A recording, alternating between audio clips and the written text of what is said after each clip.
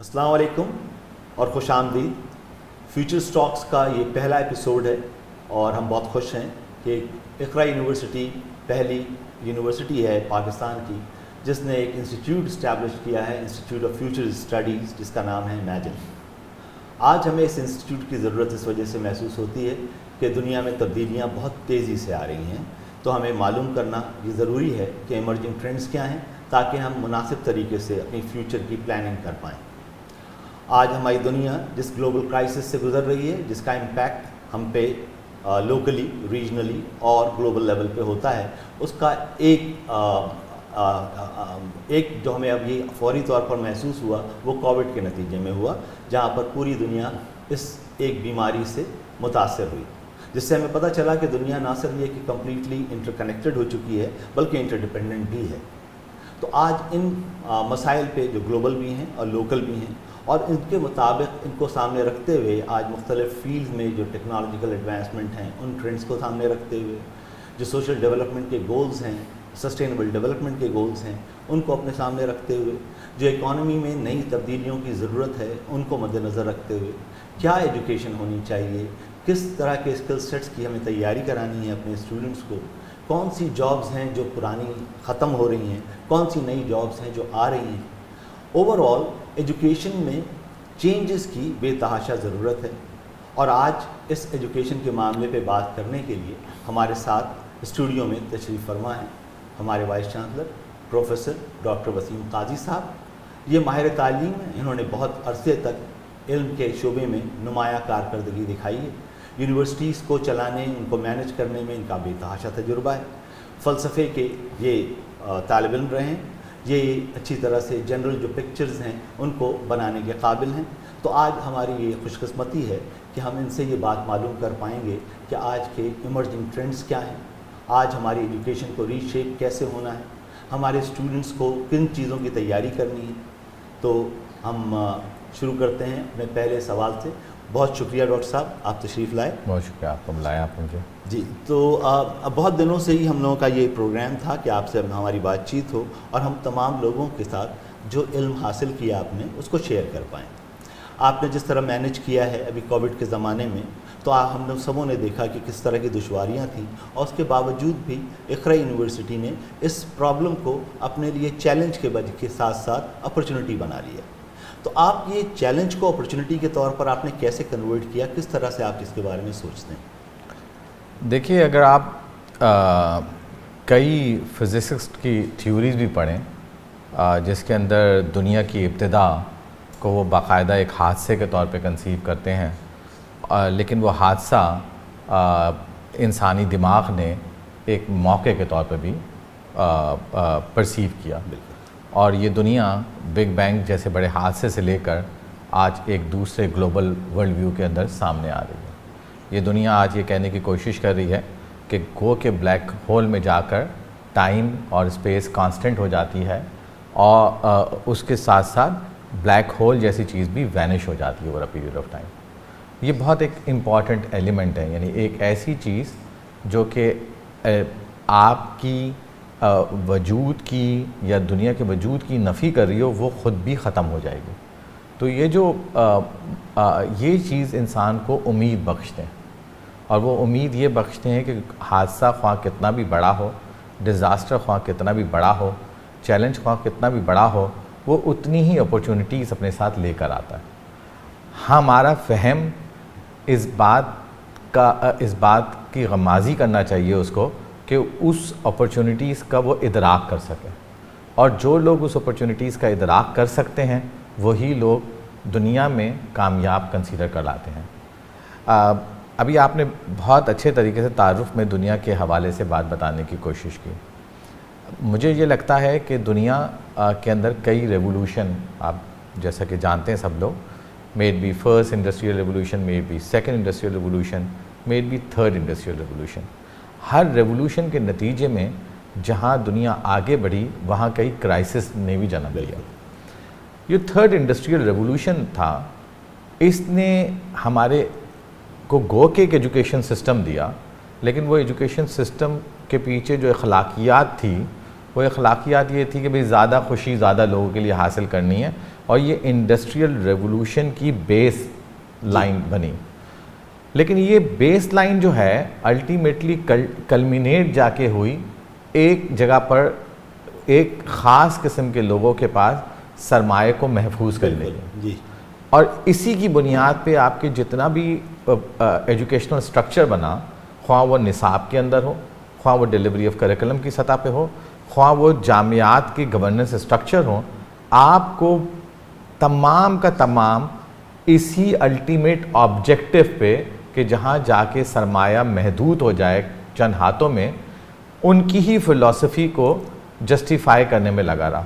यानी हमने कहा कि हमें ऐसे लोग चाहिए हैं जो फ़लानी इंडस्ट्रियल रिक्वायरमेंट के लिहाज से फुलफ़िल कर सकें, तो इसलिए हमने इंडस्ट्री की लिंकेज को अपने करिकुलम के साथ जोड़ा, और जोड़ने के बाद हमने ये सोचा कि भाई हमने अब ऐसे लोग तैयार करने। ये जो फोर्थ रेवोल्यूशन आया, इस फोर्थ रेवोल्यूशन ने बात बताने की कोशिश की कि आप जिसके लिए खुशी हासिल करना चाह रहे हैं वो इंसान है, और इंसान जो था उसका बुनियादी सवाल क्या था, हमें उस पर सोचने की ज़रूरत है। और वो सवाल ये था कि इंसान ने अपनी ज़िंदगी कैसे गुजारनी है, और उस ज़िंदगी को गुजारने के लिए जब वो नेचर से इंटरेक्ट कर रहा था थर्ड रेवोल्यूशन के अंदर, तो उसने नेचर को डिस्ट्रॉय कर दिया। और आपने देखा कि थर्ड इंडस्ट्रियल रेवोल्यूशन के बाद एक बड़ा, और आज हम लोग उसको विटनेस भी कर रहे हैं, क्लाइमेट क्राइसिस वजूद में आया। ये एक बहुत बड़ा मामला है। फिर आप ये भी देखते हैं कि थर्ड इंडस्ट्रियल रेवोल्यूशन के बाद एक क्लियर कट इकानमिक डिवाइड भी आपको नज़र आती है, और क्लास कॉन्शियसनेस और क्लास मुख्तलिफ सोशल स्ट्रक्चर्स भी नज़र आते हैं, जो कि थर्ड रेवोल्यूशंस का ही मामला है। फिर आप देखते हैं कि एक जियो पोलिटिकल डिवाइड भी वर्ल्ड के अंदर नज़र आती है कि there are developing countries, there are developed countries और there are underdeveloped countries. उसके साथ साथ उनके मुख्तलिफ इदारे हैं जो उसको जस्टिफाई करने वाले इदारे भी मौजूद हैं कि हम डेवलप कंट्रीज़, डेवलपिंग कंट्रीज़ के लिए क्या कर रहे हैं, और डेवलपिंग कंट्रीज़ जो है वो अंडर डेवलप कंट्रीज़ के लिए क्या कर रहे हैं, ताकि उनकी जो फ़िलॉसफी है कि सरमाया ख्वाह वो किसी कैपिटलिस्ट स्टेट के पास महदूद कर दिया जाए, ख्वाह वो चंद अशराफिया के पास महदूद कर दिया जाए, वो किस तरह से इंसान की बुनियादी ज़िंदगी से अलग कर दिया गया। हमारा सरमाया हयात तो हयात खुद है ना जी। तो ये एक बुनियादी बात है कि हमने इल्म हासिल करना था हयात को बेहतर बनाने के लिए, ज़िंदगी को बेहतर बनाने के लिए, और ज़िंदगी की एक्सपेक्टेंसी को बढ़ाने के लिए।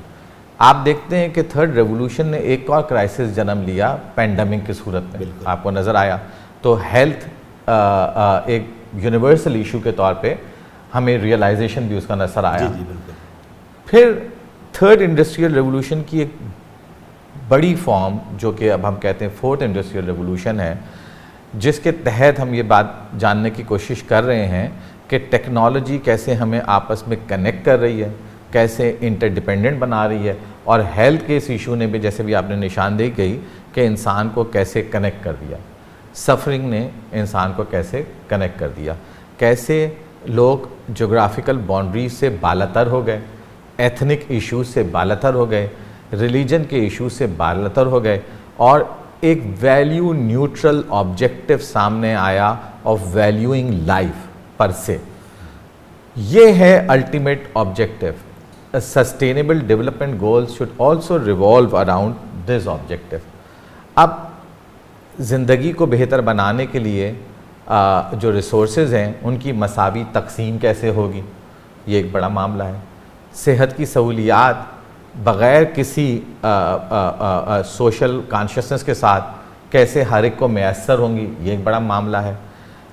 तालीम को इल्म के साथ और शऊर के साथ कैसा जोड़ा जाएगा, ये एक बड़ा मामला है। पहले हमने तालीम को इल्म नाफ़े के कॉन्सेप्ट में जोड़ा और उसको जोड़ा इकनॉमिक डेवलपमेंट के साथ। I am not against economic development, I am more towards an economic development जो कि आपकी वैल्यू ऐड कर रही हो लाइफ की क्वालिटी को बेहतर बनाने के लिए, जो कि डिवाइड क्रिएट ना कर रही हो, जो कि सरमाए को महदूद नहीं कर रही हो चंद हाथों के, चंद अशराफिया के हाथों में, बल्कि वो सरमाए को इस्तेमाल हो रहा हो जैसे कि इंसान का मकसद हयात था।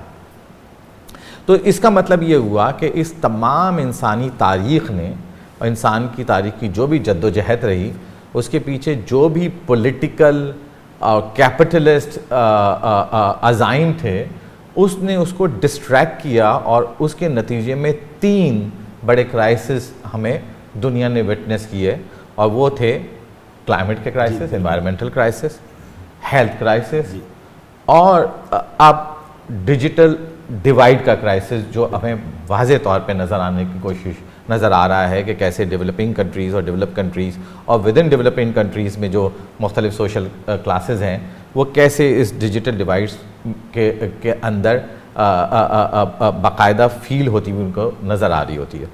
तो ये एक पूरा समझिए सियाक़ व सबाक़ है इंसानी तारीख़ का। अब इंसानी तारीख़ का ने अपनी तारीख़ से सबक क्या सीखा है? इंसान ने अपनी तारीख़ से अब ये सबक सीखने की कोशिश करनी चाहिए कि अगर मुझे इन तीनों क्राइसिस को ओवरकम करना है तो मुझे अपनी ज़िंदगी को मुझ इनफरादी सतह पर और इज्तिमाई सतह पर अहमियत देनी पड़ेगी, और वो उन तमाम चीज़ों से मावरा होनी चाहिए जो मेरी सोच के साथ मंसूब किए हैं मैंने अपने किसी एक ख़ास पॉलिटिकल इकनॉमिक अज़ाइम के साथ। और अज़्म ये होना चाहिए है कि मैं कितना अपने दिमाग को, अपनी सोच को आज़ाद कर सकता हूँ, एमेंसिपिएट कर सकता हूँ इन तमाम रेट्रोग्रेड किस्म की सोचों के से, और उसको कितना करीब ला सकता हूँ ज़िंदगी को बेहतर बनाने के लिए। ये दिस इज़ समथिंग जो कि फ्यूचर है इंसानियत का। अब आप आ जाइए, सस्टेनेबल डेवलपमेंट गोल्स हैं जो 17 के 17 हमने आइडेंटिफाई किए। वो 17 के 17 गोल भी अगर आप देखें वो रिवॉल्व इसी के गिर्द कर रहे हैं, और लेकिन उनको भी क्रिटिकली रिव्यू करने की ज़रूरत है कि वो अल्टीमेटली वो उस किस्म की जियोपॉलिटिकल डिवाइड पैदा ना कर दें जो कि जियोपॉलिटिकल डिवाइड हैव्स और हैव नॉट्स के अंदर हमें माजी में भी नज़र आती रही है। ये है तमाम। आपने बहुत ही अच्छी तरीके से कॉन्टेक्स्ट बताया हमें कि आज हम किस कॉन्टेक्स्ट में हैं। आपने बताया कि हमारा मकसद हयात अपनी ज़िंदगी और इज्तिमाई ज़िंदगी को हार्मोनाइज़ करना है। आपने बताया कि जो हमारी माशरती प्रैक्टिसेस रही हैं, जो इकोनॉमिक प्रैक्टिसेस रही हैं, उसने उन चैलेंजेस को जन्म दिया है जिससे हम आज गुजर रहे हैं, चाहे वो क्लाइमेट का क्राइसिस हो, चाहे वो टेक्नोलॉजिकल डिसरप्शन हो, चाहे वो कॉन्फ्लिक्ट बढ़ने का ख़तरा हो। तो ये तमाम क्राइसिस उन प्रैक्टिसेस की वजह से आए हैं। आपने ये भी हमें बताया कि ये इंडिविजुअल्स की और माशरों की जो प्रैक्टिसेस हैं वो इम्पैक्ट कर रही हैं। फिर आपने ये बताया कि इंटरकनेक्टेड वर्ल्ड है और इसमें हमारा मकसद सिर्फ अपने और दूसरे के ख्याल के बजाय आसपास माहौल में जितनी चीज़ें हैं, दूसरे जानदार हैं, दूसरे बेजान चीज़ें हैं, इन सब से मिल के एक कनेक्टेड वर्ल्ड बनता है। और इसको हमको नए ज़माने के हिसाब से, नई ज़रूरियात के हिसाब से इन चैलेंजेस को सॉल्व करना है। बिल्कुल। उसमें आपने कुछ बताया कि इकोनॉमिक मॉडल को जो है वो पहले पुराना जो था और आज के नए मॉडल्स के लिए आपने कहा कि नई तरह से हमें सोचना है। तो जो इमर्जिंग ट्रेंड्स हैं इकोनॉमिक मॉडल के, वो आज दुनिया किस तरह से सोच रही है, ये किस तरह बदल रही है? देखिए, मईशत का जो मकसद था वो शुरू से इंसान की ज़िंदगी को बेहतर बनाना। सही। अब आप देखिए, हम देखते हैं खुराक की कमी को बाकायदा महसूस करते हैं जी।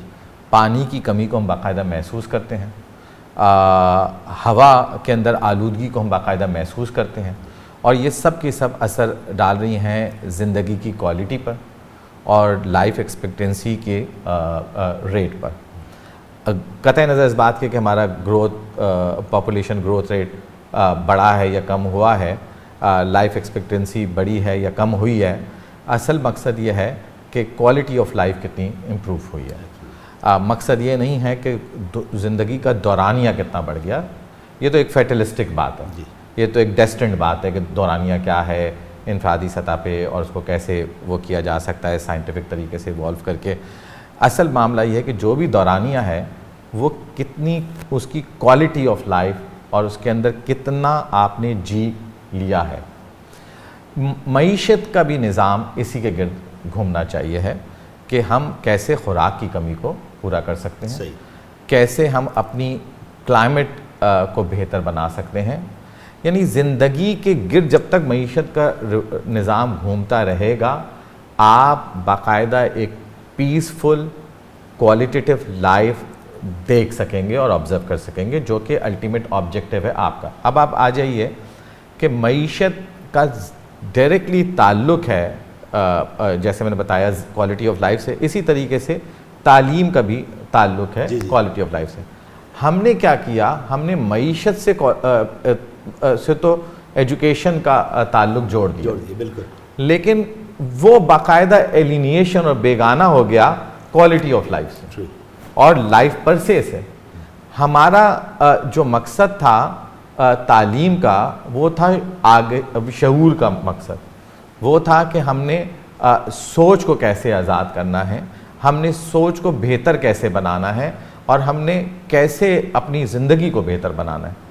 हमने वो जो बेहतर लफ्ज़ था, वो तो यूटिलिटेरियन फ़िलासफ़ी थी, उसको हमने बाकायदा, जैसे मैंने पहले निशानदेही की, उसको एक सरप्लस वैल्यू के साथ जाके रिलेट कर दिया। बिल्कुल। और ये ही बुनियादी वजह, जैसे मैं कह रहा हूँ, बना क्राइसिस की। अब आप ये देखिए कि ये जो तीनों मामलात हैं, बल्कि चौथा मामला भी, कि ज़िंदगी, तालीम और मईशत, ये तीनों आपस में जुड़े हुए और नथी हुए हैं। अगर आपने पहले तालीम को थर्ड इंडस्ट्रियल रिवोल्यूशन के बाद डिमांड लेड एजुकेशन के कॉन्सेप्ट में जोड़ा, तो आज आपको पोस्ट डिजिटल एज जो है, या फोर्थ रिवोल्यूशन जो है, इंडस्ट्रियल रिवोल्यूशन, आपको ये बता रहा है, बार बार बता रहा है कि आपको डिमांड लेड एजुकेशन के साथ इकनॉमी के अंदर ये मामलात आ रहे हैं कि वो तो सारे काम रोबोट कर लेंगे। बिल्कुल बिल्कुल। आप तो नापैद हो जाएंगे उनकी मईशत के लिए, आपकी तो ज़रूरत ही नहीं पड़ेगी। तो असल आपकी ज़रूरत वहाँ पे पड़ेगी। अब आप कहते थे जनाब, इंसान जो है वो एक इखलाकी कदरें देने वाला आदमी जानवर है, या आप कह लीजिए स्पीशीज़ है। अब आप ये देखिए, अब इंसान या तालीम या मईशत किस डगर पे जाने को जा रही है। अगर सारे इंडस्ट्रीज़ के अंदर 40% 60% रोबोट्स काम कर रहे हैं, और वो जजमेंट भी कर पा रहे हैं, वो डिसीजन मेकिंग भी कर पा रहे हैं, वो एथिकल जजमेंट भी कर पा रहे हैं, ड्राइविंग से लगाकर किसी भी हाईएस्ट लेवल कंप्यूटर की, तो तालीम का मकसद इंसान के लिए क्या रहा? बिल्कुल। क्या तालीम का मकसद फिर वो वाला मकसद हो जाएगा कि सिर्फ वो मज़ीद चंद लोगों को प्रोड्यूस कर दे, जो कि चंद रोबोट मज़ीद बना दें और फिर सरमाए को महदूद कर दें? नहीं, तालीम का मकसद वही है जो पहले से है, कि आपने शऊर को आज़ाद करना है, आपने इल्म को हासिल करना है, आपको सच की आगाही होनी चाहिए, आपको ज़िंदगी को बेहतर बनाना चाहिए। ये है बुनियादी तालीम का स्ट्रक्चर। तो निसाब भी जो है वो भी इनफरादी सतह पर आ जाएगा। जो निसाब पहले एक यूनिवर्सली स्ट्रक्चर्ड हो रहा था, और हम एक ख़ास किस्म का माशरा और एक ख़ास किस्म की नस्ल और एक ख़ास किस्म की कौम बनाने में लगे हुए थे, वो अब बाकायदा एक इंसान की सतह पर आ जाएगा, एक फ़र्द की सतह पर आ जाएगा। देखिए, आज आप बात करते हैं इंडिविजुअल डिफरेंसेस इन क्लासरूम्स की, आज आप बात करते हैं लर्नर सेंटर्ड एजुकेशन की। ये सब वही वेरिएबल्स हैं जो कि जिसकी बात मैं अभी करने की कोशिश कर रहा हूँ। आज आप बात करते हैं लर्नर का feedback in the for the curriculum. ये सब आपको ऑनलाइन एजुकेशन में भी हो रहा है, हाइब्रिड एजुकेशन में भी हो रहा है, फेस टू फेस एजुकेशन में भी हो रहा है। और आज आप बात कर रहे हैं गूगल की सतह पर, एप्पल की सतह पर, कि हमें डिग्री नहीं चाहिए भाई आपकी, बिल्कुल, हमें तो स्किल्स वो ला दो जो हमें चाहिए। बिल्कुल, प्रॉब्लम। तो आप इस स्किल बेस आप एजुकेशन की तरफ जा रहे हैं, आप प्रॉब्लम सॉल्विंग एटीट्यूड की तरफ जा रहे हैं। और यही नई वो स्किल्स हैं, रीजनिंग की स्किल, क्रिएटिविटी की स्किल, और ये नई नहीं है, यकीन मानिए बिल्कुल नई नहीं है। ये असल स्किल्स थी इंसान की, और हमने इसको ओवर शेडो कर दिया, और हमने मुख्तलिफ रोबोटिक की फॉर्म में अपने जन्म इंसानों को बनाने। आप ये देखिए, ये जो आप अक्सर आप भी इसका तस्करा करते हैं, और बाकी आजकल के बच्चे हमारे तस्करा करते हैं, हरारी का भी मोर और लेस वो भी यही बात करने की कोशिश कर रहा है कि इंसान ने आने वाले वक्तों में क्या इंसान नापैद हो जाएंगे, क्या वो वही इर्तिका की मंजिल में उसी बंदर के लेवल पे रह जाएंगे जैसे बंदर उस लेवल पे रह गए थे। उनसे आगे तो बेहतर क्या हम उसके आगे जा पाएंगे, नहीं जा पाएंगे। तो आगे जब जाते हैं, एक बंदर से इंसान जब इंसान बना था, जब उसको शऊर की बुनियाद पर बना था। जब तक हम अपने इस कैरेक्टरिस्टिक को, तख्लीक की, शऊर की, प्रॉब्लम सॉल्विंग की कैरेक्टरिस्टिक्स को, वेरिएबल्स को और वैल्यूज़ को इनकलकेट करते रहेंगे अपनी एजुकेशन सिस्टम के थ्रू और वैल्यू करते रहेंगे लाइफ को, हम इर्तिका के मनाजिल में इंसान नापैद नहीं होगा बल्कि आगे बढ़ता जाएगा और नेचर का हिस्सा बनता जाएगा। एक जो आपने बात की बहुत अहम बात है कि आज हम तालीम में, पहले भी जैसे आपने कहा कि थर्ड इंडस्ट्रियल रिवोल्यूशन के ज़माने में हमें तालीम को चेंज करना पड़ता है जब भी कोई तब्दीली आती है हमारे ज़राए पैदावार में।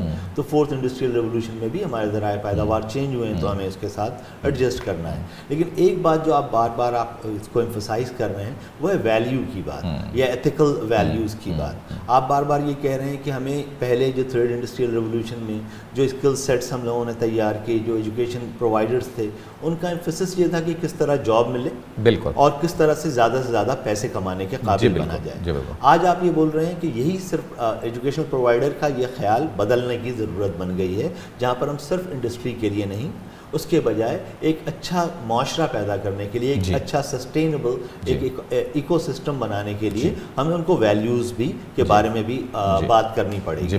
तो ये आपका ये जो ख्याल है, ये थोड़ा सा मुझे लगता है कि ये इस पर हमको थोड़ा सा ठहर के देखना चाहिए कि जो अखलाकी जो वैल्यूज़ आप चाह रहे हैं कि एजुकेशनल सिस्टम की प्रोवाइडर के लिए ज़रूरी है कि प्रोवाइड करें, तो आप इकरा के हवाले से किस तरह देखते हैं?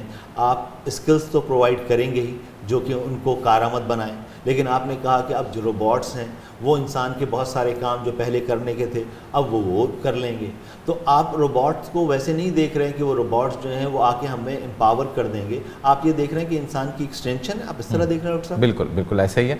देखिए, आपने अखलाकियात की बात की कि इकरा यूनिवर्सिटी या कोई भी जामिया अब नए दौर के अंदर किस किस्म की अखलाकी तालीमात या तालीम देगी अपने बच्चों को।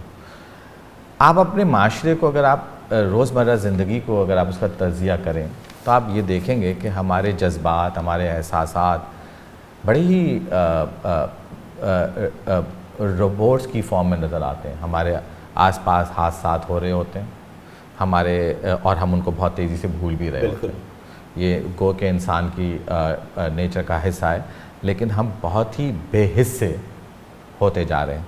हमारे आसपास गुर्बत भी नज़र आ रही होती है, लेकिन उसके बाद भी हम आज भी 10,000 रुपये लुटाते हैं अपने लंच के ऊपर भी और डिनर के ऊपर भी। हमारे आसपास फटे पुराने कपड़े भी नज़र आते हैं, लेकिन आज हम टाई भी बांध रहे हैं, हमको खूबसूरत भी नज़र आना है। ये है वो बुनियादी गड़बड़ या बुनियादी इन्हराफ इखलाकी कदरों से जो कि थर्ड इंडस्ट्रियल रेवोल्यूशन ने ले आया है। इसके खदोखाल आपने भी, जैसे मैंने आपको आइडेंटिफाई करके दिया, तो सबसे बड़ी इखलाकी कदर जो है वो एहसास की कदर है। अगर हमारा बच्चा और हमारी जामियात इंसानियत को बाकायदा एक इखलाकियात की पैरामीटर में ले आएँ और वो एहसास, मैं नॉस्टैल्जिक नहीं हूँ कि कोई ख़त्म हो गया या फलाना हो गया, आज भी है एहसास, लेकिन वो थोड़ा सा हमें ये नज़र आता है बढ़ाने की ज़रूरत है। अच्छा, और हमें नज़र भी आया है। आपने कोविड-19 में देखा, कोविड-19 में देखा ये किसी नेशन का मामला तो रखा ही नहीं गया, ये किसी रिलीजन का मामला भी नहीं रखा गया, ये किसी भी मुल्क और कौम का भी मामला नहीं रखा गया। तो अब आप ये देखिए कि हमने भी यही करना है कि हमारे बच्चे के अंदर जो एहसास था और है उसको उजागर कैसे करना है, उसके एहसास को कैसे इंसानियत के मज़ीद करीब लेकर आना है। और एक बहुत इम्पॉर्टेंट बात जो आपने अपने तारुफ़ में की और जिसकी बार बार मैं वो कर रहा हूँ, मैं और आप अलग नहीं हैं, मैं और आप एक दूसरे से इंटरकनेक्टेड हैं। ये बहुत इम्पॉर्टेंट एलिमेंट है। मेरे माशरा हो या मेरी नेचर हो और या दूसरे इंसान हो, उनके माशी इस्तेदाद कुछ भी हो, हम लोग आपस में इंटरकनेक्टेड हैं। सरमायादार तबका हो वो इतना इंटरडिपेंडेंट है लेबर पे कि वो अपना काम खुद नहीं कर सकता। आज जब हुआ पैंडेमिक का मामला, लेबर ने भी वही मास्क लगाने पड़े और मालिकान को भी वही मास्क लगाने पड़े। वो डिवाइड जो थी बिल्कुल ही ख़त्म हो गई। हमको यही चीज़ करनी है कि हमारी अखलाकी कदरों में ज़िंदगी की अहमियत और इंसानियत की अहमियत और इंसान की अहमियत और इस बात की अहमियत कि हम लोग एक दूसरे के साथ जुड़े हुए हैं। हम एक दूसरे पे बोझ नहीं हैं, हम एक दूसरे का सहारा हैं। ये है वो अखलाकी कदरें जो जामियात को बाकायदा अपने निसाब के अंदर शामिल करनी चाहिए। ओके, तो बेसिकली निसाब भी हमारा तब्दील होगा और उस निसाब में आप ये कह रहे हैं कि पहले हमें तीसरी रेवोल्यूशन, थर्ड इंडस्ट्रियल रेवोल्यूशन के दौरान जो हमारी कदरें थीं उन कदरों को हमें बेहतर बनाना है आज की ज़रूरत के तहत, जहाँ पर हम एक ग्लोबल क्राइसिस से गुजर रहे हैं। इसको कोई भी एक मुल्क अपने तौर पे सॉल्व नहीं कर सकता, ये तमाम मुल्क को मिलकर एक साथ काम करना होगा। इसमें हमें लोकली भी काम करना होगा, हमें रीजनली भी काम करना होगा और ग्लोबली भी काम करना होगा। जो जो टेक्नोलॉजिकल डिसरप्शन के हवाले से जो हमारा क्राइसिस आने वाला है, जिसकी तरफ आप बार बार इशारा कर रहे हैं कि ज़्यादातर जॉब्स मशीनें कर रही होंगी, तो इस सूरत में इंसान किस तरह से यूज़फुल रहेगा, किस तरह से वो इस सस्टेनेबिलिटी मॉडल को बेहतर कर पाएगा। तो इसमें इसके हवाले से भी ये 2030 का प्लान सिंध गवर्नमेंट बनाने की कोशिश कर रही है कि एजुकेशन को आगे के लिए किस तरह से रिफॉर्म किया जाए। उस प्लानिंग कमीशन का आप भी हिस्सा हैं, तो आप उसके बारे में बताइए कि उसके सिलसिले में पाकिस्तान के या सिंध के स्पेसिफिक चैलेंजेस क्या हैं और आप कैसे देख रहे हैं इसकी एग्जीक्यूशन हायर एजुकेशन में। देखिए, पहले तो अगर मैं पाकिस्तान के हवाले से बात करता हूँ, पाकिस्तान जो है उसके स्पेसिफिक चैलेंजेस क्या हैं। पाकिस्तान के स्पेसिफिक चैलेंजेस आज गो के 2020 में हैं। आज भी यूनिवर्सल प्राइमरी एजुकेशन हमारा एक स्पेसिफिक चैलेंज है। गो के हम 2020 में हैं, आज भी मयार तालीम में इनतात पे बात होती है, बेहतरी पे नज़र नहीं आती। अक्सर नक़ात को यही नज़र आता है कि मयार तालीम बेहतर नहीं हुआ है, बल्कि उसके अंदर एक इनतात आया है, एक सवाल आया है। आज भी जो हमारे पुराने लेवल के टीचर्स थे उनके बारे में हम उनके गुण ज़रूर गाते हैं कि वो ज़माना जो था उसके अंदर हमारे उस्ताद ऐसे होते थे और आज हमारे उस्ताद ऐसे नहीं हैं। यानी वो जो बुनियादी सवालात जो आज से 73-74 बरस पहले थे पाकिस्तान के साथ, वो आज भी बिल्कुल मौजूद हैं। जो बात समझने की है वो समझने की है कि हमने अपने पास से और अपने से क्या सीखा है और हम प्रेजेंट को कैसे गुजारें कि हमारे बच्चों का आने वाला फ्यूचर बेहतर हो जाए। अब आप ये देखिए कि हमारा बच्चा जो है, मुझे बहुत इसमें जो खुशाइन बात नज़र आती है कि गो के अक्सर लोगों को उसमें जनरेशन गैप नज़र आता है और जनरेशन गैप बड़ा रैपिडली बढ़ता हुआ नज़र आता है। मुझे ये नज़र आता है कि हमारा आने वाला जो बच्चा है, जो हमारी आने वाली नस्ल है और जो अभी आ रही है, जिनसे हम इंटरेक्ट कर रहे हैं, वो बहुत एम्पावर्ड है। टेक्नोलॉजी ने उनको बहुत एम्पावर कर दिया और उन्होंने हमसे ज़्यादा उनको मल्टीपल पर्सपेक्टिव ज़िंदगी के बारे में नज़र आ रहा है। वो हमसे ज़्यादा इंसान हैं, हमसे ज़्यादा इंसान इस वजह से हैं कि हमने इंडस्ट्रियल रेवोल्यूशन की हम लोग एक्सटेंशन है और वो उसकी क्रिटिक को ऑब्ज़र्व कर रहे हैं। जहाँ पाकिस्तान के अंदर अभी मुझे ये चीज़ नज़र आती है कि पाकिस्तान का बच्चे के अंदर अगर ये चीज़ मौजूद है तो ये जो आप देख रहे हैं टेक्नोलॉजिकल डिसरप्शन जो होने को जा रही है, तो एक क्वांटम लीप पाकिस्तान का तालीमी निज़ाम और पाकिस्तान की मईशत इसके अंदर ले सकती है, रिलाइंग ऑन दी स्किल्स और इन्नेट स्किल्स जो नेचर ने हमारी अभी आंदा आने वाली नस्ल को और इस नस्ल को दे दी है। तो ये एक बहुत इम्पॉर्टेंट और खुशाइन बात है, ये इंग्रेडिएंट जो है, और इसी पे ही हमें कैपिटलाइज करने की ज़रूरत है। जो मैंने पहले भी कहा कि आने वाली स्किल्स भी ऐसी स्किल्स हैं, हमने बच्चे को यही चीज़ सिखानी है कि वो प्रॉब्लम को सॉल्व कैसे करे। वो प्रॉब्लम को जब सॉल्व करना है उसने, तो उसने सोचना है। जब प्रॉब्लम को सॉल्व करना है तो उसने तख्लीक करना है, प्रॉब्लम को अगर सॉल्व करना है तो उसने रीजनिंग करनी है, प्रॉब्लम को अगर सॉल्व करना है तो उसने मल्टीपल पर्सपेक्टिव की एक्सेप्टेंस अपने अंदर डालनी है। ये चीज़ें स्किल भी पैदा कर रही हैं और ये चीज़ें कदरें भी पैदा कर रही हैं उसके अंदर। तो ये जो इक़दार और स्किल का कहना चाहिए अमलगमेशन है जी। इंसान, और उसको सोच के साथ जैसे जोड़ना है, यही हमारा पाकिस्तान का बुनियादी चैलेंज भी है और यही पाकिस्तान का सबसे बड़ा इस वक्त अपॉर्चुनिटी भी मौजूद है। देखिए, आपने कई किताबें पढ़ी होंगी जिसमें एक किताब और भी थी जो अक्सर पढ़ाई जाती थी, हर्बर्ट मार्क्यूज़े की, हाँ जी, वन डायमेंशनल मैन, और उसने उस बारे में निशानदेही करने की भी कोशिश की कि कैसे थर्ड वर्ल्ड से तब्दीली आ सकती है या चेंज लाई जा सकती है। तो मुझे भी ऐसे ही लगता है, मुझे भी ऐसा ही लगता है कि देखिए ये तब्दीली नमू हो रही है, हमारा बच्चा ख़ुद से आज़ाद हो रहा है, और हमारा बच्चे ख़ुद से आज़ाद होने का मतलब नहीं कि वो सेल्फ़ इंडिपेंडेंट हो रहा है, ख़ुद से आज़ाद होने का मतलब ये है कि हमारा उसमें कोई कंट्रीब्यूशन नहीं है। सही, हमारा उसमें फिलवक्त कोई कंट्रीब्यूशन नहीं है। हमारा कंट्रीब्यूशन अभी भी ये है कि हम उसको एक इंजीनियर के रूप में देख लें, एक डॉक्टर के रूप में देख लें, या एक स्ट्रक्चर रूप में देख लें, बजाय इसके कि हम ये देखें कि फ़लाने बच्चे के ये करैक्टरिस्टिक्स हैं, ये एट्रीब्यूट्स हैं, ये स्किल्स हैं, हमारा तालीमी निज़ाम उसको कैसे फैसिलिटेट कर सकता है उसकी सेल्फ़ को ऊपर लाने के अंदर, एक्सेल कराने के अंदर। हम उसको वही स्ट्रक्चर करने की कोशिश कर रहे हैं जैसे भी है।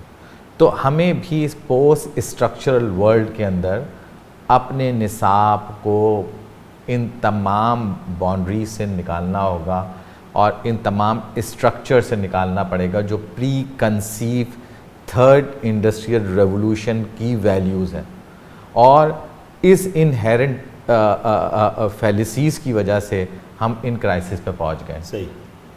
तो डॉक्टर साहब, ये आप एक बात आपने ये तो बहुत अच्छी तरह से हमें बताया कि ये किस तरह से पाकिस्तान के लिए एक अपॉर्चुनिटी का टाइम भी है, इनफैक्ट सारे डेवलपिंग कंट्रीज़ के लिए एक अपॉर्चुनिटी भी है कि ज़्यादातर ममालिक में आप जैसे पॉइंट आउट कर रहे हैं कि यूथ की तादाद बहुत बड़ी है, और यूथ चूँकि एक चेंज का सबसे बड़ा ज़रिया होता है, और आज इन तमाम टेक्नोलॉजीज़ की जो आदी है यूथ, जो आपने बताया, इसकी वजह से एक इम्कान बनता है कि ये एक लीप भी बन सकता है, वजह इसकी कि एक चैलेंज बने। बिल्कुल। साथ साथ आप कई दफ़ा मुख्तलिफ फोरम्स पे ये कहते रहे हैं कि इंटरनेट आज एक हक़ है।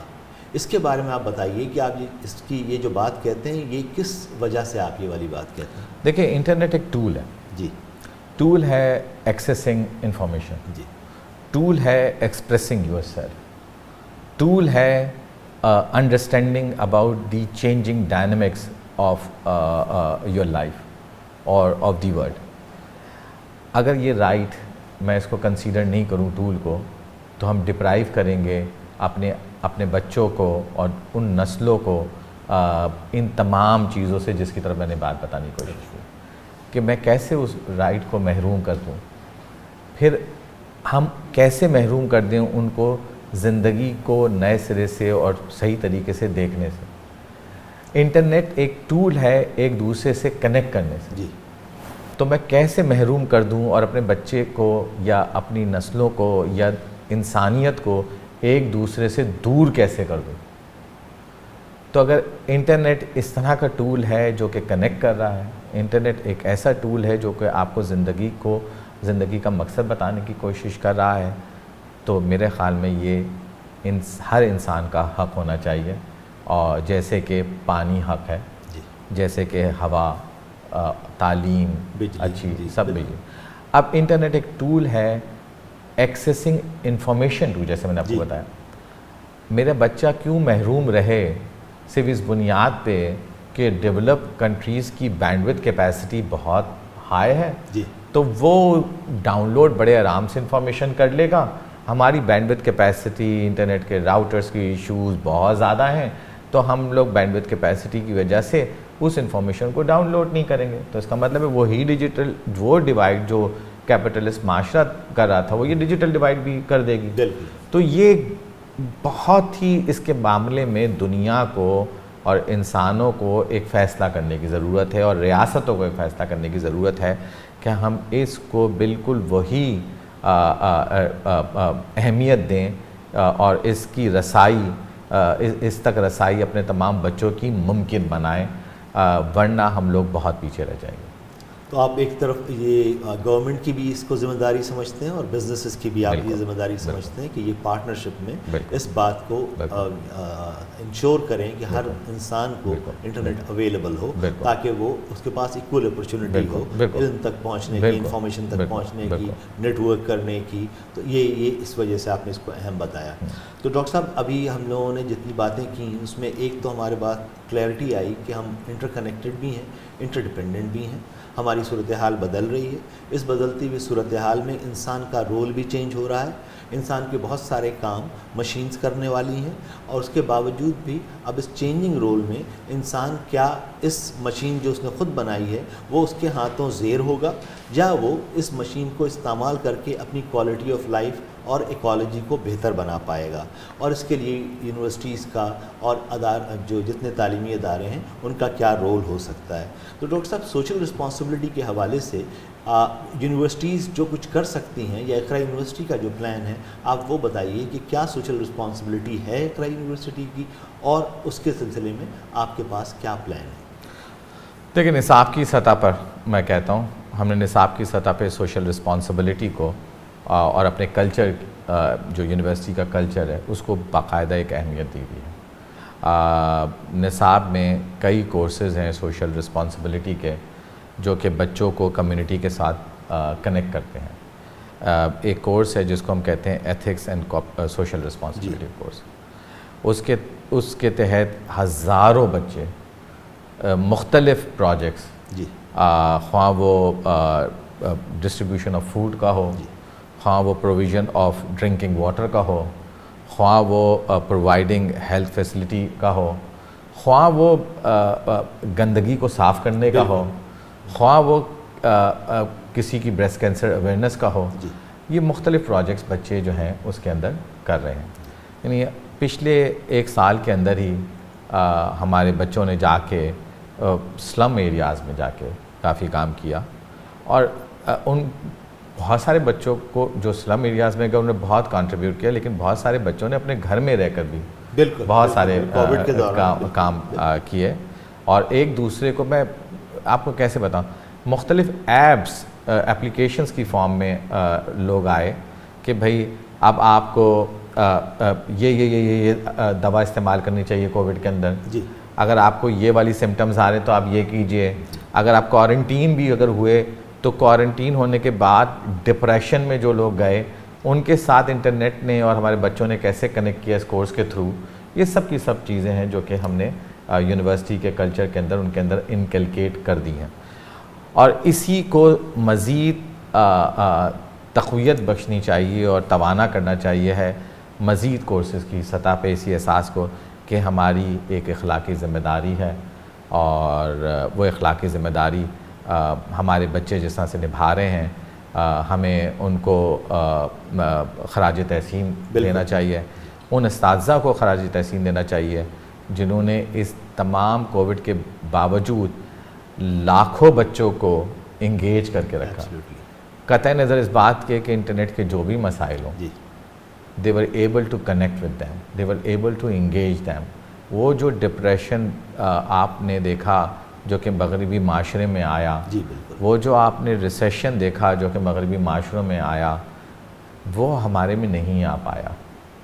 वो क्यों नहीं आ पाया? वो इसी बुनियाद पे नहीं आ पाया कि इन बच्चों ने और इन उस्ताज़ा ने आपस में एक दूसरे के साथ एक वास्ता और एक ताल्लुक़ बरकरार रखा, और ये वास्ता और ताल्लुक़ इकरा यूनिवर्सिटी ने अपने लर्निंग मैनेजमेंट सिस्टम के थ्रू इनके दरमियान एक इस्टेब्लिश रखा। बहुत सारे सवालात आए, बहुत सारे इश्यूज़ आए कि जनाब मेरा इंटरनेट नहीं चलता, टीचर मुझे असाइनमेंट की डेडलाइंस दे रहा है, कई किस्म के इश्यूज़ थे। लेकिन सबसे बड़ी खुशाइन बात ये थी कि हमने अपने बच्चों को सुसाइड की तरफ राग़िब नहीं होने दिया, उनके बिहेवियर को वायलेंट नहीं होने दिया। और हमने जो कि ऐसे प्रिडिक्ट कर रहे थे कि सोसाइटी में, सिविल सोसाइटी में काफ़ी ज़्यादा अनरेस्ट हो जाएगा कोविड के बाद और दौरान कोविड, वो नहीं होने दिया। ये एक सोशल रिस्पॉन्सिबिलिटी के कोर्सेज ने किया और एक हमारे अस्ताज़ा ने किया कि इन लोगों को इंगेज रखा और ये सब प्रोवाइड किया हमारी ऑनलाइन लर्निंग की स्ट्रेटजी ने कि इनको इंगेज रखा जाए। जहाँ आप डिसंगेज होते, यकीन मानिए आपका माशरा किस हालत में होता उसका तसव्वुर करना भी तकरीबन उसका तसव्वुर ही एक हवलनाक है। और हमें अल्लाह ने तौफीक दी कि हमने इसको कर लिया। डॉक्टर साहब, ये आखिरी एक सवाल इससे पहले कि हम मज़ीद सवाल अपने नाज़रीन के लेने शुरू करें, और ये सवाल ये है कि आपने इक़रा यूनिवर्सिटी पहली यूनिवर्सिटी, वाहिद यूनिवर्सिटी है पाकिस्तान की जिसने एक institute of future studies imagine के नाम से इस्टेब्लिश किया है। ये इंस्टीट्यूट की क्या अहमियत है, आपको क्या ज़रूरत लगती है कि इक़रा यूनिवर्सिटी ने ये इनिशिएटिव लेना ज़रूरी है? देखिए, बहुत सादा सी बात है। सादा सी बात यह है कि हम माजी में ज़िंदा नहीं रह सकते। सही। और हम हाल में जो ज़िंदा हैं वो इस तरह से रहना चाहिए कि हम अपने मुस्तकबिल को संवार सकें। बिल्कुल। अब मुस्तकबिल कैसा होगा उसके बारे में जानने की ज़रूरत है, और उसके बारे में जानने की ज़रूरत इसलिए भी है कि हम अपनी ज़िंदगी को भी बेहतर बना सकें। तो ये बुनियादी वजह बनी इंस्टीट्यूट ऑफ फ्यूचर स्टडीज़ के दाग बेल डालने की। अब मुस्तकबिल के बारे में बातें कैसे होंगी, थिंक टैंक कैसे बनेंगे, फोरम कैसे बनेंगे, कैसे आप वर्ल्ड के स्कॉलर्स के साथ कनेक्ट होंगे, कैसे वो अपने एक्सपीरियंसेस बच्चों के साथ शेयर कर रहे होंगे, कैसे मल्टी पर्सपेक्टिव जो है आपकी लाइफ के अंदर आ रहा होगा, कैसे बच्चों को आपको एक्सपोजर मिल रहा होगा। आज आप देखिए, आपने एक कोर्स ऑफ़र किया फ्यूचर स्टडीज़ के नाम से एज ए कॉमन ऑप्शनल। मुझे इतनी खुशी होती है कि 15,000 बच्चों ने इसमें इनरोल किया।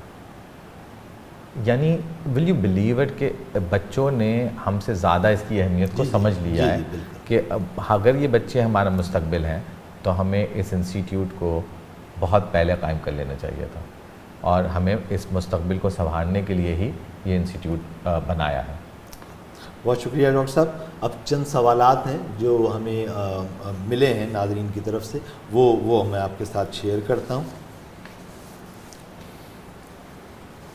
एक सवाल तो हमारे पास है जो एक पेरेंट्स का ये सवाल है। इन्होंने कहा है कंसर्न पेरेंट हैं और ये जानना चाह रही हैं कि इनका ये कहना है कि इनकी बेटी है अभी 7th ग्रेड में, और ये 10 साल के बाद इसको कौन से काम के लिए, कौन से स्किल्स के लिए हम तैयार करें, कौन सी जॉब्स हम एक्सपेक्ट करें कि ये मेरी बेटी कर पा रही होगी या जिसकी ज़रूरत पड़ेगी जिन स्किल्स की, वो कौन से?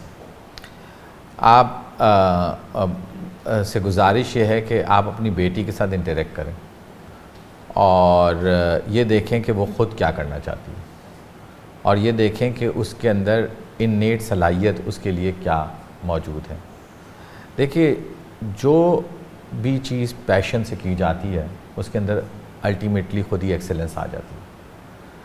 कोई भी जॉब, कोई भी मजमून बेकार नहीं होता अगर उसके अंदर शौक़ मौजूद है। तो हमें ये देखना चाहिए कि हमारे बच्चों की रुझान किस तरफ है और इस बच्ची का रुझान किस तरफ है, और हमें एज ए पेरेंट उस रुझान के अंदर उसको जो सलाहियतें चाहिए, जो मौके चाहिए, वो प्रोवाइड करने की कोशिश करनी चाहिए। तो मैं किसी भी एक स्पेसिफ़िक जॉब की तरफ हाईलाइट नहीं करना चाहता, मैं बच्ची की रुझान और बच्ची की शौक़ की तरफ हाईलाइट करना चाहता हूँ। हमारा काम सिर्फ़ और सिर्फ यह है कि उसको कैसे बच्चे को फैसिलिटेट करना है कि उसको अचीव कर सके। बहुत सारी जॉब्स वैसे आ भी रही हैं जी, अगर वैसे ही देखना चाहें कि डेटा साइंसेस के हवाले से बहुत सारी जॉब्स हैं, आर्टिफिशियल इंटेलिजेंस के हवाले से बहुत सारी जॉब हैं, रिवर्स इंजीनियरिंग के हवाले से बहुत सारी जॉब हैं, critical thinking, non technical job हैं, लिबरल आर्ट्स के हवाले से बहुत सारी जॉब्स हैं। मैंने फिर कहा कि मकसद जो है वो बच्ची के रुझान और शौक़ को देखिए, एक्सेलेंस खुद आ जाएगी। सरमाया, मनी, ये सारी फेक टर्म्स हैं, ये सब फेक टर्म्स हैं। और मनी खुद वैल्यू लेस हो गई over a period of time. तो बेहतर ये है कि हम ये देखें कि इस बच्ची का शौक़ किस तरफ है और उसको उसकी तरफ राग़िब करने की कोशिश करें और उसकी मदद करें इस काम के लिए। दूसरा सवाल है डॉक्टर साहब, ये एक यूनिवर्सिटी के प्रोफेसर हैं और इनका ये कहना है कि मैं अपडेटेड अपने स्किल्स को कैसे रखूं, नए 10 साल के बाद या मैं आगे फ्यूचर में अपने आप को रेलेवेंट रखने के लिए क्या कर सकता हूँ? बहुत मुश्किल सवाल है। 10 साल बाद पता नहीं हम लोग ज़िंदा रहते हैं या नहीं रहते लेकिन इसको अपडेट रखने के लिए इंटरेक्ट कीजिए नौजवान लोगों से। ओके। नौजवान लोग आपको ख़ुद बताएंगे कि आने वाला कल्चर क्या है। जब आप नौजवान लोगों से इंटरेक्ट करते हैं, ना सिर्फ आपको तवानाई मिलती है बल्कि नए ख़यालात भी मिलते हैं। आपको पता चलता है उनकी ज़रूरियात क्या हैं। जब आपको उनकी ज़रूरियात का पता चलेगा तो आपका ख़ुद ब खुद आप अपने अंदर वो स्किल्स पैदा करने की कोशिश करेंगे, अपने आप को उस तरह से एम्पावर करने की कोशिश करेंगे, क्योंकि हमने एक रोल प्रिज्यूम किया हुआ है कि हम उस्ताद हैं जी। तो जब हम उस्ताद हैं और हमने उनकी ज़रूरत पूरी करनी है तो हम ऑटोमेटिकली अपनी कंटिन्यूस प्रोफेशनल डेवलपमेंट पे अहमियत देना शुरू कर देंगे। तो इंटरेक्ट कीजिए, उनकी ज़रूरियात को जानिए और उन ज़रूरियात के लिहाज से अपनी सलाहियतों में इजाफ़ा कीजिए। डॉक्टर साहब, ये तीसरा सवाल जो है ये है, दोबारा इन्होंने सोशल रिस्पॉन्सिबिलिटी के हवाले से ही बात आपसे जानना चाह रहे हैं। ये कहते हैं कि Iqra university sustainable development goals को पूरा करने के लिए इन्होंने क्या काम किया है, आपका क्या काम है और आगे क्या इरादा है? इक़रा यूनिवर्सिटी ने, देखिए, टाइम्स हायर एजुकेशन की एक रैंकिंग होती है सस्टेनेबल डेवलपमेंट रैंकिंग, कि आपकी जामियात ने किसने सस्टेनेबल डेवलपमेंट गोल की तरफ गए हैं। तो मेयार तालीम की सतह पे इक़रा यूनिवर्सिटी जो है वो पूरे पाकिस्तान के अंदर और अब पूरे वर्ल्ड के अंदर टॉप 300 यूनिवर्सिटीज़ में आ रही है सस्टेनेबल डेवलपमेंट गोल के अंदर की रैंकिंग के अंदर। इसी तरीके से टाइम्स हायर एजुकेशन की सस्टेनेबल डेवलपमेंट गोल की जो रैंकिंग है, सिंध में से कोई जामिया इंक्लूडिंग जो यहाँ पर बड़े बड़े बिज़नेस एडमिनिस्ट्रेशन स्कूल्स हैं जिनकी एक तारीख़ भी है, वो नहीं लिस्ट हुए हैं, इक़रा यूनिवर्सिटी लिस्ट हुई है। ये सारी चीज़ें मुमकिन हो पाई इस वजह से क्योंकि हम लोगों ने पहले से इन तमाम चीज़ों को परसीव कर लिया था और हमने पहले से इन तमाम रिक्वायरमेंट को ना सिर्फ परसीव करके अपनी प्रैक्टिसेस में शामिल कर लिया बल्कि अपने बच्चों को भी उसके साथ एट पार लेकर चले गए।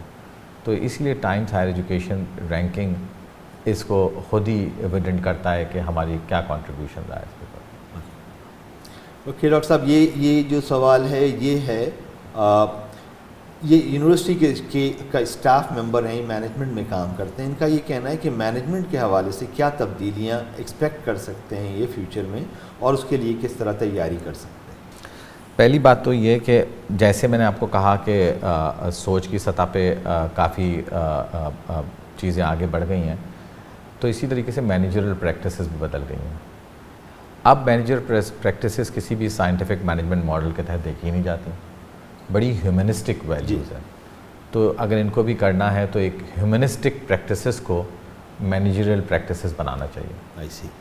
ओके, तो इसके लिए इनको हमारे पास कोई कोर्सेज हैं इस तरह के डिज़ाइन कर रहे हैं, हमारा क्या इरादा है इस तरह के? जी देखिए, हमारे पास ना सिर्फ कोर्सेज हैं बल्कि कल्चरल प्रैक्टिसेस भी मौजूद। जी बिल्कुल। और आपका ख़ुद अपना इंस्टीट्यूट ऐसे कई कोर्सेज ऑफ़र करने को जा रहा है, तो वो हमारी वेबसाइट को विज़िट करके उन चीज़ों को देख सकते हैं। ये मज़ीद और सवालात हैं लेकिन अभी हमारे पास मेरे ख्याल में अब वक्त कम रह गया है, तो मैं आपका बहुत शुक्रिया अदा करता हूँ डॉक्टर साहब, आप तशरीफ़ लाए। आपने आज हमें बताया कि इमर्जिंग ट्रेंड्स क्या हैं, ना सिर्फ ये एजुकेशन में बल्कि आपने बताया कि एजुकेशन को कैसे शेप करने की आप कोशिश कर रहे हैं। हमें डॉक्टर साहब ने बताया कि एजुकेशन को शेप कैसे करना है, इकॉनमी की क्या चैलेंजेस हैं, इकॉनमी में नए ट्रेंड्स क्या हैं, और इन तमाम चीज़ों को हमें सिर्फ सस्टेनेबल डेवलपमेंट गोल्स के हिसाब से ही नहीं देखना बल्कि हमें वैल्यूज़ इनकलकेट करनी है, इंसानियत की वैल्यूज़। हम सब के सब इंटरकनेक्टेड हैं, हम सब इंटरडिपेंडेंट हैं। अब इस इंटरकनेक्शन को, इस इंटरडिपेंडेंस को समझते हुए एम्पैथी के साथ हम जो फ़ैसले करेंगे वो फ़ैसले तय करेंगे कि इंसान के तौर पर हमारी नस्ल बाकी रहेगी या नहीं रहेगी।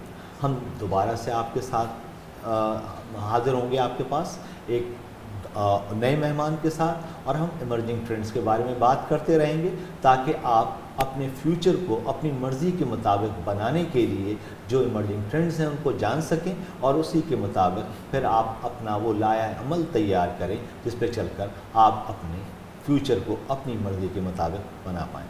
आपका बहुत शुक्रिया, आपकी बड़ी मेहरबानी। फिर दोबारा मुलाकात होगी। खुदा हाफ़िज़।